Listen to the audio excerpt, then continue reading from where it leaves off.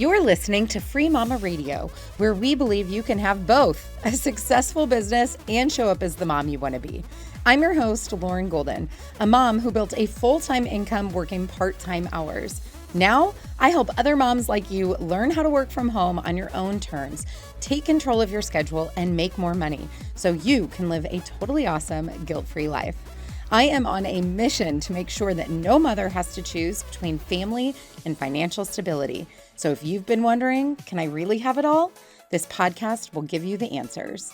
Hey guys, welcome back to another episode of Free Mama Radio. I'm super excited to be here today with my friend Natalie Gingrich. She is the founder and host of The Ops Authority. She's been in operation for 2 decades, either in healthcare, corporate America, or as an entrepreneur. We're going to dig all into her background, but since then, she has gone on to develop the Director of Operations certification to equip existing ops experts, a flexible profession outside of corporate, but still playing a huge role in small businesses.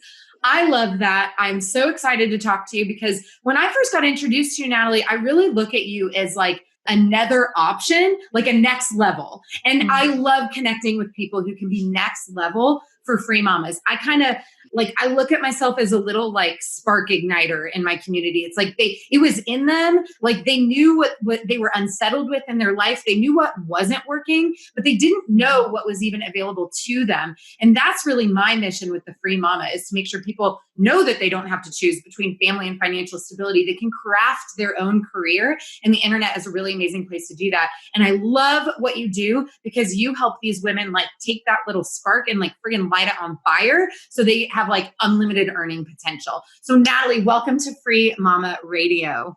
Hey, Lauren, I'm so excited to be here. And our missions do overlap so well.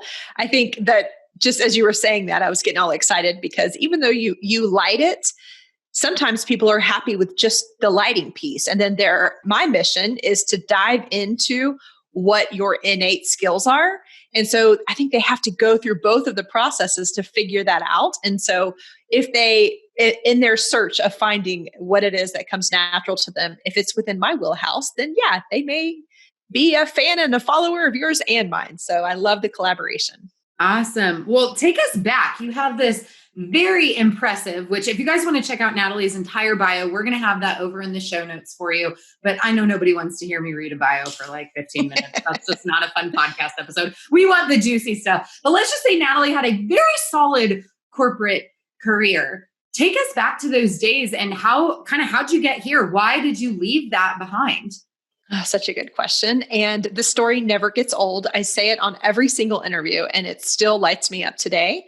So I actually went to college in the healthcare field. And so I was a nurse. And then I actually went on to get a very expensive, overpriced master's degree in cardiac care. And it may not make any sense today how in the world I came from nursing and got into project management, human resources, and operations. But hopefully in our conversation today, I'll connect those dots for you because I find so many women are out there with a very similar path, even though you can't you can't connect the dots looking forward. You always can looking backwards. So I went to school for nursing. Obviously, that's laying the foundation of being a caregiver, a servant, a helper, definitely in that service space. And that is something that has never left me. The ability to serve in that capacity was amazing. And that is totally my educational background. We had the opportunity to relocate because of my husband's job. We moved to another state. Who knew? I was just too young to know this, but I was working in the geriatric and cardiac population. So when we moved to Texas, the Medicare rules were different. We were in Colorado and Wisconsin before then. So when we moved to Texas, the Medicare rules were different than those 2 states. And so I started looking for a job in the field that I had gotten this overpriced education for. And the rules in Texas were different than everywhere else. And so I had no control over that. And I also had no awareness of it. And in doing that, we came here. I found 2 opportunities in the 8th largest city in the country. I live in San Antonio, Texas, right up the street from you. Mm-hmm. But you would think in this huge city that you would have lots of people doing this specific type of cardiac care, because in every other city and state I had lived in, there were hundreds of us. We had sub communities within hospitals. And because of the way that Medicare, and there's a lesson behind this, but the way that the government and Medicare create these different, just create different structures for different states, I was at a massive disadvantage when I came here. There was 2 positions in the entire town, and those 2 people were not going to leave. Those 2 positions, outside of those 2 positions, I interviewed for something underneath that just so that I could get in there. And those positions paid $14 and $16 an hour. So as a nurse, I was getting paid about $31 an hour. Still nothing like massive, but still significant at that time for me. And it just didn't make sense to take a 50% pay cut and still have the debt and the college loans that I had. So I started Hello Resourceful. That's one of my values. It's something that I take a lot of pride in. But I started I'm not going to, at this point, we didn't have children, but I was definitely going to work. I was ambitious. I was driven. I wanted to do, I wanted to give back. I wanted to work. And I also wanted this to be an integrity. The healthcare space that I had gotten this degree in was just not going to work in the state of Texas. And so I started really wanting at that point to recreate everything that I had told myself was the non-negotiable before, which is you will go to college, you will get a degree, you will work in corporate America. Or in this case, it was in healthcare. So this was my first obstacle. I was mid-20s. I like to call it my quarter life crisis. And we were in a new state. And I was like, seriously, I can't find a job in a field that I have just invested so much time and money into, and owe $180,000 in debt to, just so we can get that number out there. So anyway, I started looking around and getting resourceful, doing a lot of deep work. Like this would be the first time, if life coaching was even on my horizon at that point, this is when I would consider myself a student of myself, starting to really get in that life coaching space. And luckily I had the gumption to just start applying to corporations in town. There's about, 10 solid, bigger corporations that have lots of opportunity. I, put my hat in the ring for a role that I figured, when you're in this situation and you've got all of your credentials, everything in your mind tells you, be a nurse, be a nurse, be a nurse. And you're starting to look at things that are like aerobics teachers and, honestly, everything, secretaries, anything. I wanted a job, and I wanted to get in there, and I wanted to make a difference, and I wanted to provide and contribute to the family as well. So I ended up applying to the biggest employer in San Antonio and got a bang out job. It was an entry level position, which was fine. I was super young. I had no experience, but they took a gamble on me. And the thing I like to share with other people is I took a gamble on me. I put myself in the situation to be considered for a role that I knew I was going to look on paper. I was going to look different. I wasn't going to look like everybody else. They were definitely going to question what in the world I was doing there. So that began a 15-year career and truly a life-changing experience. I know a lot of us and a lot of your listeners probably have some corporate experience, and a lot of people dog it, and a lot of people get really frustrated and hold on to some really negative sentiments from their corporate experience. And yes, Lauren, I have plenty of those, but at the same time, I just feel so incredibly grateful for the training. Like literally, as I'm looking backwards, connecting the dots, looking backwards, I can tell you that they gave me everything I never knew I needed to start the business I have today. So I spent the first 10 years in human resources, all over human resources. And then from there, I moved over into project management. And my last 3 years at that employer, I was serving as the chief of staff for the CEO. And clearly that was a huge role. It was in addition to making sure that he showed up on time, aware, prepped and ready. That was my full job, was to make sure that I was integrating the vision of the business and the vision of his primary leaders in a way that he could show up and articulate it. So it's a very unique space to be, but it gave me a huge view of what the business really looks like instead of just working in just HR or just IT or just project management. I was able to connect the dots, and I am just I'm impressed that they gave me that opportunity, and that with that exposure, I was able to really understand what business strategy looks like. A lot of people will never have that opportunity. And if I didn't have those last 3 years, I don't think I would be confident in the strategy that I'm able to provide today. So with every single one of those roles, regardless of where I was in the company, I learned something that I'm now able to monetize on my own. So at the end of that 15 years, I had the opportunity to step away. And when I stepped away, I was going to quote unquote come home. And coming home did not mean that I was going to come home and be, a nanny or a mommy to my kids, which of course I am. But at the same time, I was coming home to really reinvent myself, reinvent what it looked like for me to earn an income on my own terms. I had always been driven to, climb that ladder. And now I wanted to climb the ladder on my terms. I always being extremely competitive with myself, not necessarily externally competitive, but definitely wanted to make sure that I was successful, and just ambition and drive are innate in me. But when I came home, I really started diving into, again, getting back into the coaching, to be a coach to myself and understanding where my gifts were, understanding where I could make the greatest value. I never thought 1 second about leaving that company and repeating what I had done in those last 3 years. It was never even the thought to me. I didn't think anybody would ever need that. And I came home, started really diving into what made me feel good, what came natural, what was super easy. Well, the reason I was picked to be the CEO's chief of staff was because I had these natural skills, and I didn't even see that for myself. So I had to have help.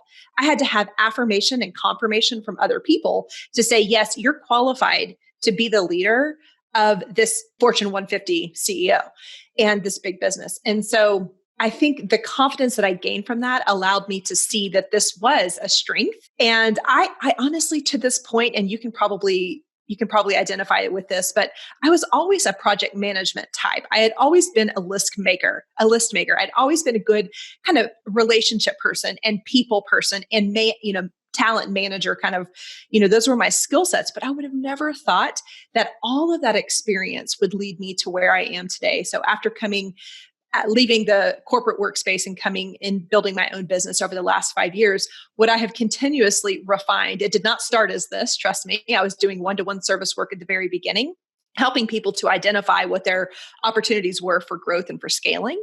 And everything is built off of that corporate experience. So don't ever think, even in my nursing days, like I was telling you when I first started this, that, when I look back at my nursing days, nursing is nothing but following, writing, and predicting processes. Like, hello, that's what I was doing when I first started monetizing my brain. When I first started monetizing my innate abilities, I was creating processes and being a leader. And leadership came to me. People have called me a leader since I was a young kid.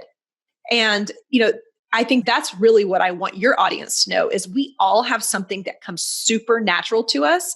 You need to dive in, because the things that come natural to you, you're going to have a ton of confidence. Confidence creates momentum, and momentum creates money. And that's really what I've done for myself. And I believe deeply that every woman, we are given so many gifts. I get chills. I just got chills saying this right now, but we all have something, whether it is, beauty, whether it is service work, whether it is, communicate. We all have something that can be monetized that somebody else wants.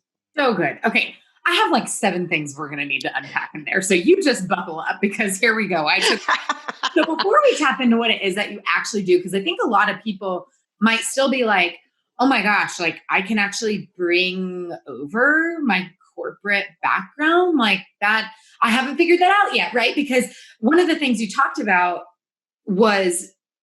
that I loved was you still use your nursing, you still use your corporate, like it's the same skill sets. It just looks a little different. And I know so many free mamas have a hard time connecting those dots when they first get started, because things scare them off, whether it's the lingo, right? Like all of a sudden now we're on like online marketing, and they will hear something like an OTO, and they're like, OTO, I don't know the language, I can't do this. And it's like, no, every industry has lingo. Like you can learn that, but the skill set, like the core of the things you're good at are transferable. So I want to talk about what operations is in a second, so people can really understand what it is you help people do now. But there was like some really beautiful like mindset stuff that you tapped into. And anybody who's ever heard me talk for more than 5 minutes knows that I think that entrepreneurship is the greatest personal development course you're ever going to take.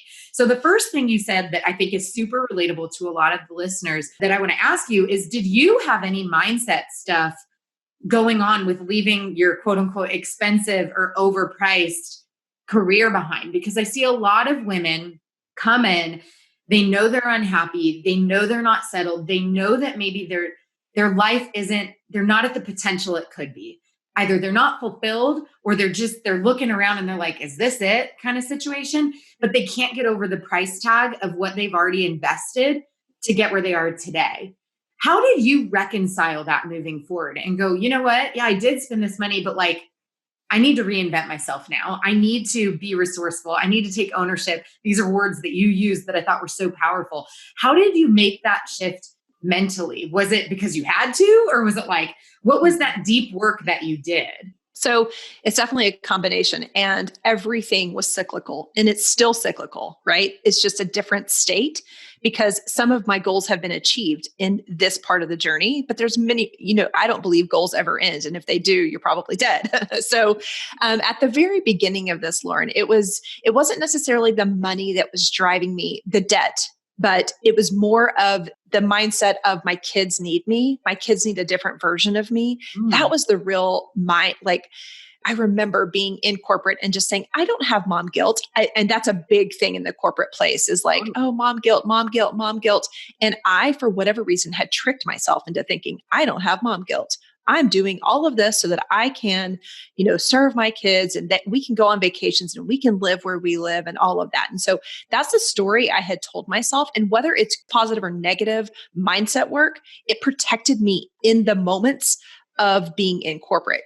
So when I left and I was able to take some space, what I really saw were two kids that needed me and didn't need a substitute. And I had given them awesome substitutes, but nothing serves better than your mother, nothing. And so that was really more of the driver. Of course, money was a part of this. Like, I'm not going to lie. Like, I wasn't working for fun. I was working because we needed to feed our family, and we wanted to stay living where we were living. And I think the third piece of that was just the competitive side of me. I knew what my potential was. I could see it for myself. I could feel it.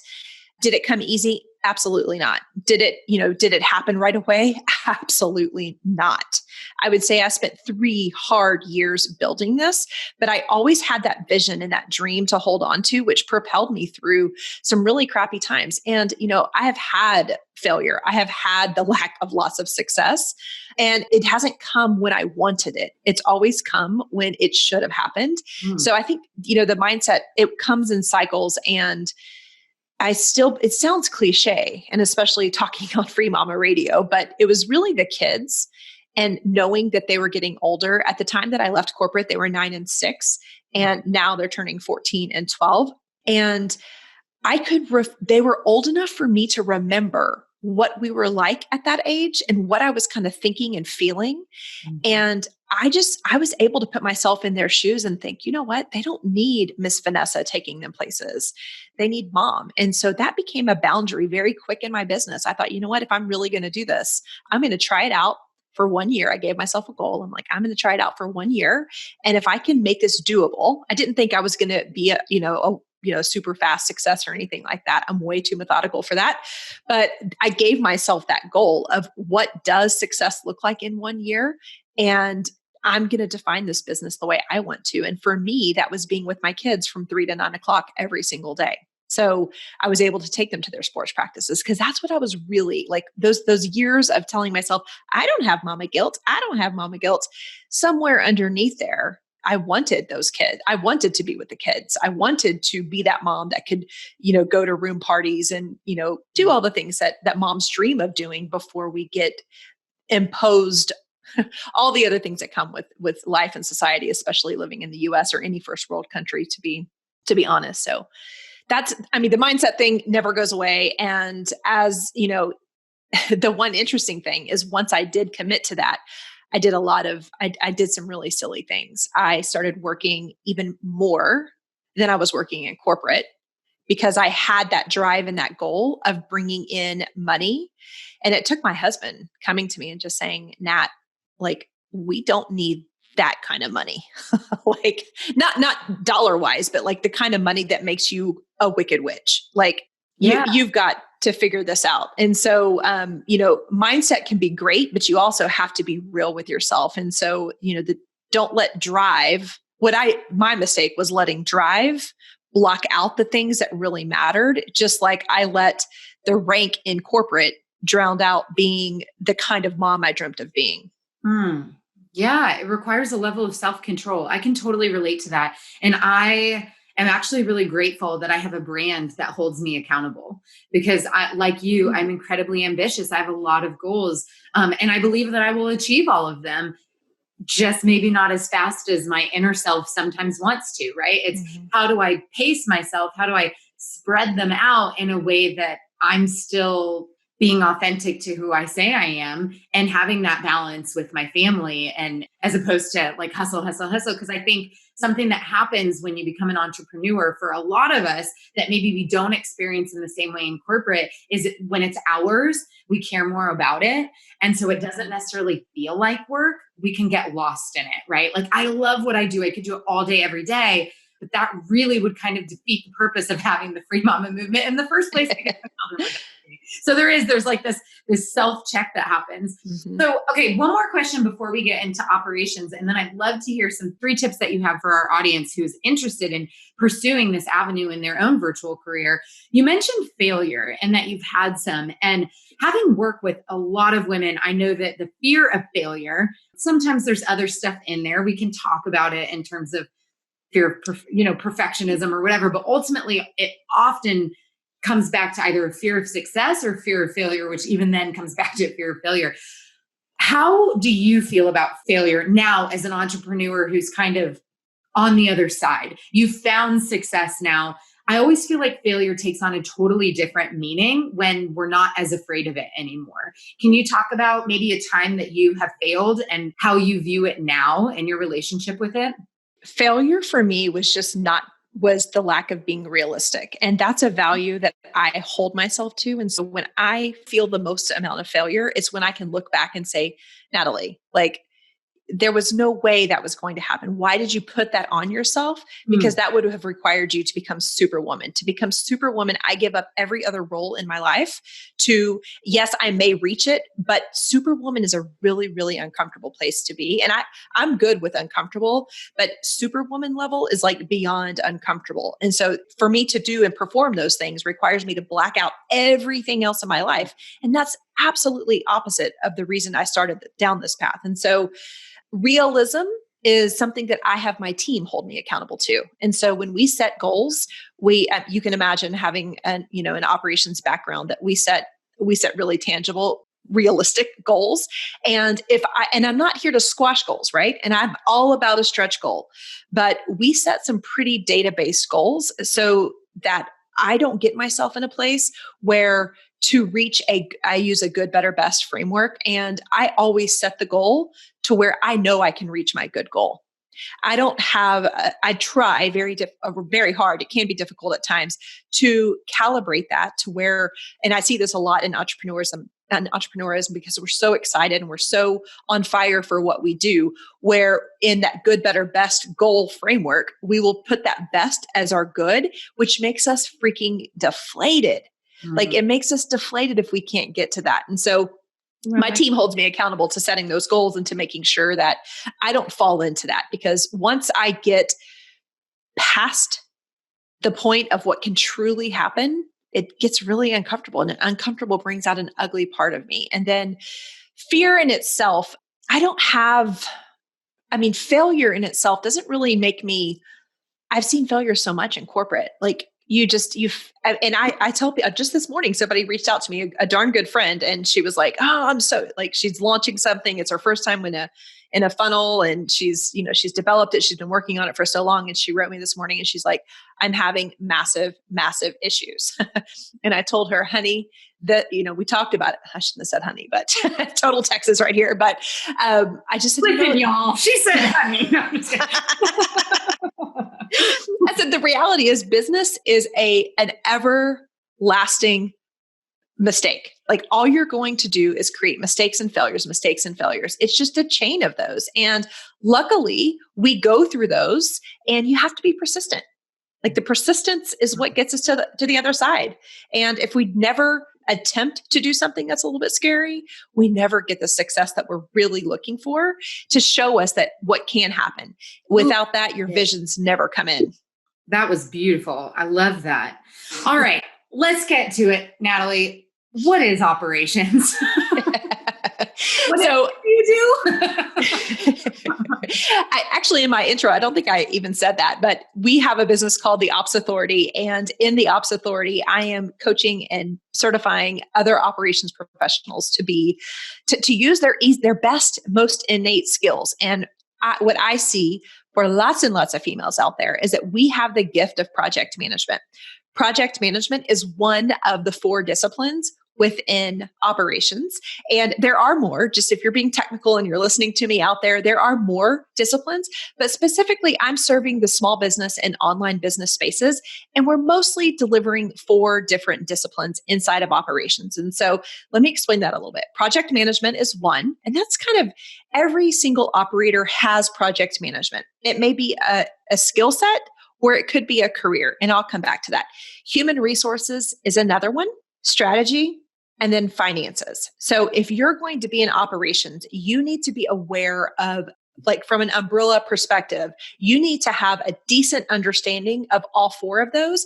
But naturally, we have a gift in one of those. And so I've got people who come into my certification who are accountants and bookkeepers. We have the skill set looks the same underneath the hood, right? Like we're all fact finders. We're all very detailed professionals. We have leadership. That's a requirement to become a part of the Director of Operations certification program. But the one thing I see through and through is the ability to project manage. And one thing that just fires me up and it kind of breaks my heart all at the same time is a lot of women naturally have this. You think of your typical female careers. You think of teachers. You think of in the whole bookkeeping, in the admin space. That is our nurses. That is our natural, like God wired us to be project managers. And I see, yes, project managers. Yes.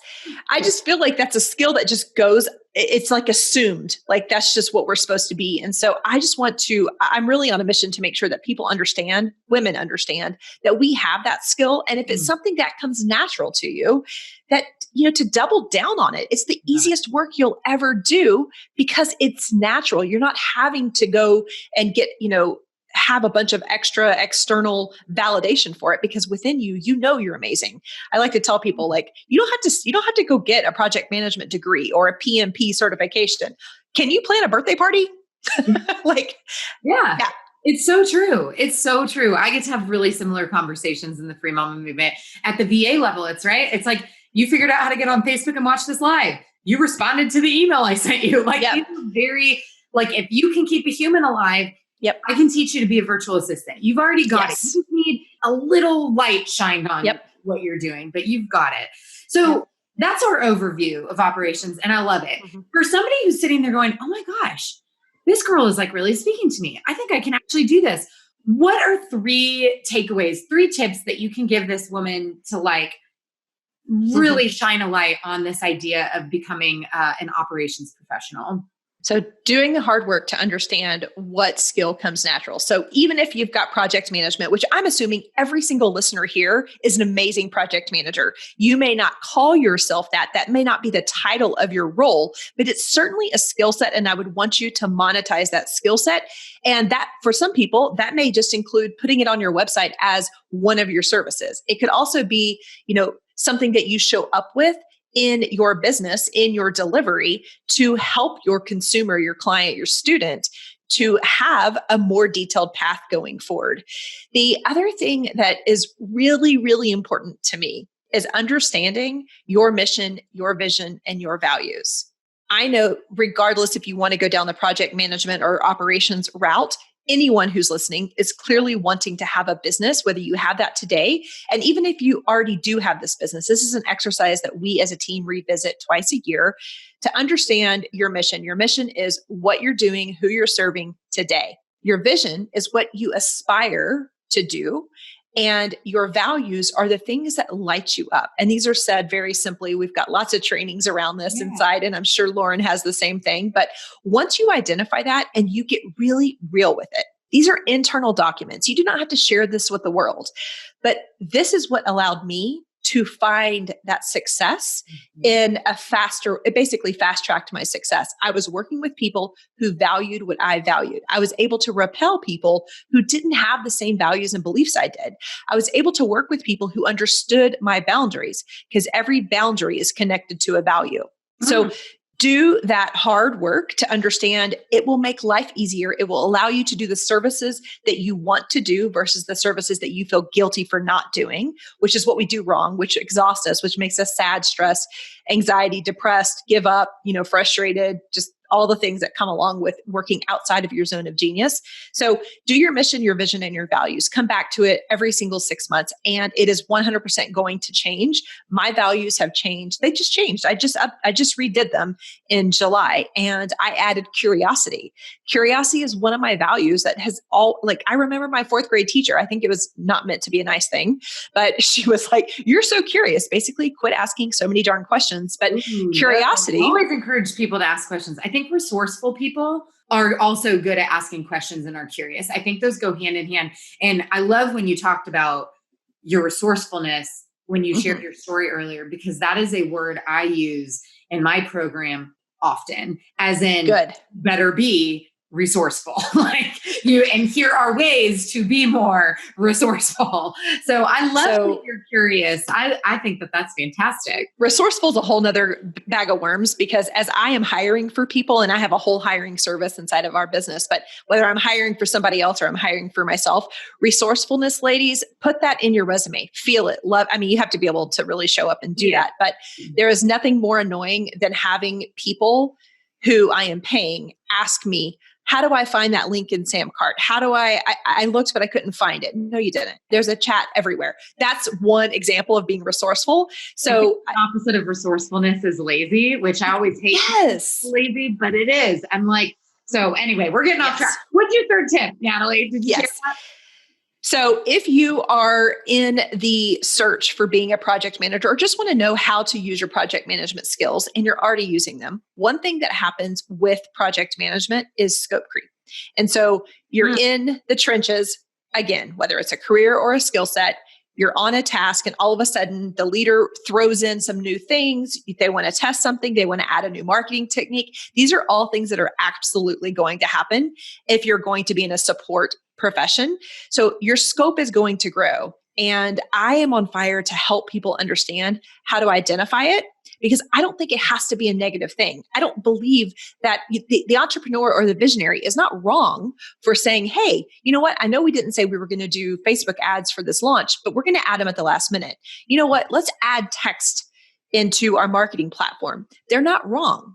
They just need leadership on the other side. And so I believe that if you're going to be in project management in any stretch of the imagination, that you need to fully understand how to identify, how to mitigate, and how to address scope creep without it being a big stressor.